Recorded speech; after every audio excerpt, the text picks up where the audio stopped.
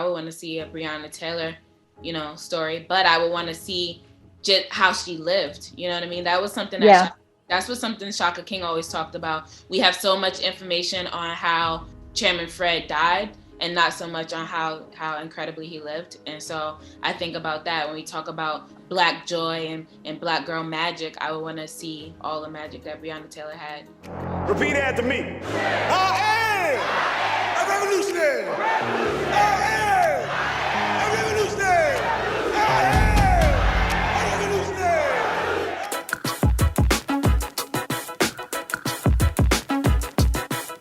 Looking back and comparing with today, especially after making this film, what changes do you think happened in the fight for equal rights, and how can society improve as a whole? I mean, honestly, I don't want to sound like a Debbie Downer, but to think about the change is really hard, because when you know, at the end of the movie where they talked about Chairman Fred being assassinated at 21 years old in his bed, I think about Breonna Taylor being murdered in her bed and people getting off. And so that was 50 years ago. So it's kind of hard to say, yeah, we made changes, but to see people come together last year to march for Black Lives Matter, this summer, where people from all walks of life was doing it and people from all over the world was doing it. You know, I saw this painting of these Syrian guys who honor, you know, they're in midst of war, so the Syrian war, and still on the rubble, they painted "I Can't Breathe" with George Floyd's face. Yeah. And the connectivity that we have as people is more powerful than we have been taught to believe so far. And I think we're just climbing out to say, no, you connect with me. I forgot that, but I'm remembering it now. I heard that speech. I knew we'd make noise. I just thought it'd be in the streets. I think society can improve as a whole by with people looking at their history and looking at the history from the people that were deeply affected by the history and taking accountability and acknowledging that and standing up in that, so that healing can happen. You know, is for me, I think the onus is on the people that have benefited from the oppression to acknowledge the oppression and to listen and then act from that. Deputy Chairman Fred Hampton of the Illinois Black Panther Party.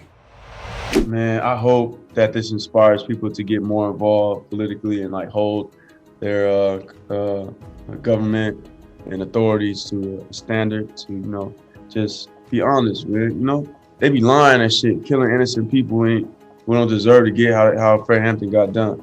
But, you know, you gotta hold them to that standard, bro. Like, you know, don't believe everything that come out their mouth either. They be lying like a bitch. So this is an example of that. So hopefully people just open up their awarenesses and like realize, like, you know, all these little agencies and stuff, they don't always be telling the truth. So, you know, hopefully something comes from that. And also the main thing for me is like, hopefully people are inspired by Fred Hampton's life and legacy and will want to tell the truth more, you know, regardless. He gave his life for the truth. So, you know, you could do a little bit more and being honest, you know, maybe. You ain't tell me it was gonna be like this. These ain't no terrorists. If you could define what it meant for you to play Fred Hampton, how would it be? It was helped me educate myself on myself and emboldened me to believe what I've always believed in me, and about like taking care of your own, loving yourself, loving your community, and doing deeds and actions that reflect your mindset and perspective. You can murder a liberator, but you can't murder liberation. You can murder a revolutionary, but you can't murder revolution. If you could define what it meant for you to play Deborah, how would you do it? Thank you for that question, because I owe so much to playing her, to the woman that I am now and who I know I'm going to be. I've changed profoundly. Like, my life, my spirit, my being is never going to be the same. I learned trust in a way that I hadn't learned it before, and I learned what it meant to be loved unconditionally and to learn how to receive love.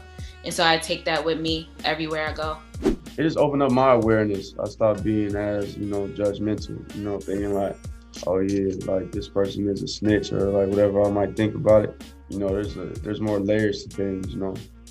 So yeah, opened up my awareness a little bit. You know, at the end of the day, William O'Neal is a Black man like me, and he died a tragic end. There was no fucking happy story in that. Everybody had a tragic end. So I don't think that that's a good thing.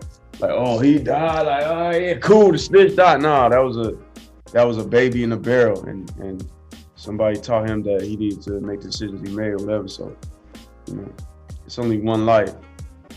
You gotta appreciate all that shit for real.